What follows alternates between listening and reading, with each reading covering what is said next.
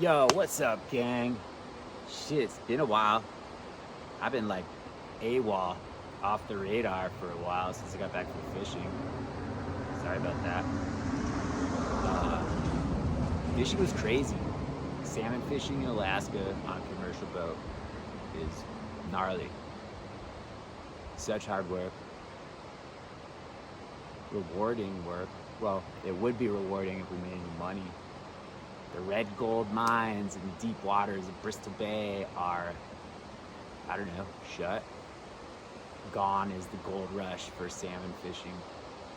Maybe, I don't know, maybe it'll be back, but anyway, it was crazy. Signed on, took an opportunity through my homie Connor Adams and hopped on a boat with him, Connor Mack, and Jeb Wyman, the captain. And super experienced fisherman, awesome boat.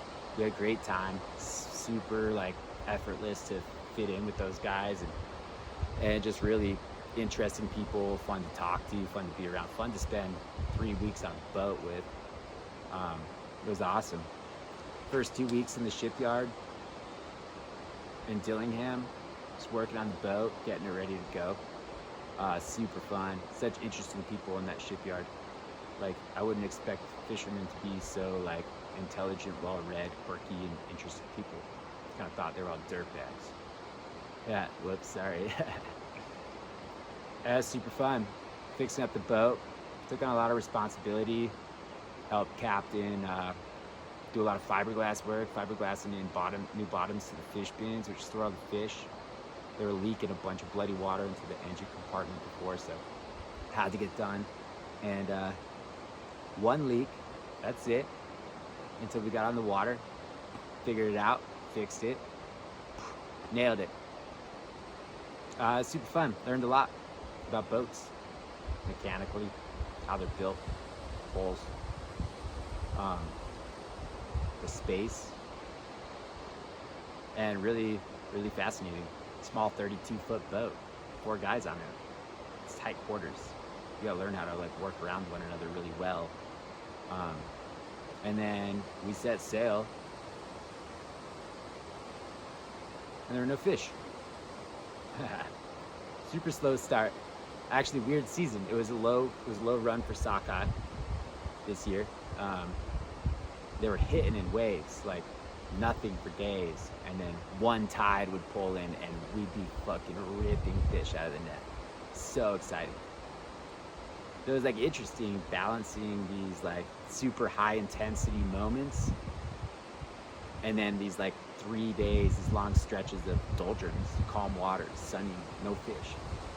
Yeah, I like took a lot of like mental fortitude, focus, and resiliency to like keep a positive attitude still.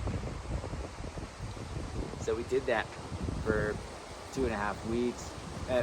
One really interesting thing was like, I'd never seen this before ever. Every captain of every boat set off and fished and delivered fish to these companies that they fished for before a price was agreed upon. What? Stupid. So then 2.5 weeks into the season, almost the end of the season, once we'd already delivered like 80,000 pounds of fish, other fishermen had delivered more. The companies came through and said, we're gonna pay you 50 cents a pound for sockeye. That's the lowest price in the history of the fishery. It's been lower before, it was 40 cents like back in the 70s, but you take into account like inflation, cost of goods, materials, repairs, all that shit.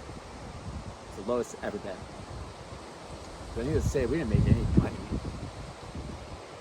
I'm terrified for like these young captains that invested in permits and $250,000 permits and $1 million twin jet boats, like brand new boats. Like, what are these guys gonna do? This is their livelihood. They just got by these companies. Really sad to see that. I kind of thought this was one last kind of final frontier for like those that have the chops to go out there and do it to make a bunch of money and like outside of the confines of how we experience capitalism in the real world, right? It was really disappointing. Like, I don't have anything invested in that. I was there for the experience. it would have been, I took a Hail Mary with this and like thought I'd come home with 10, 12, 60, $20,000, put it in the gas tank of the tune room and keep this thing going, but that didn't happen, so gotta figure some shit out now. But been home for almost a month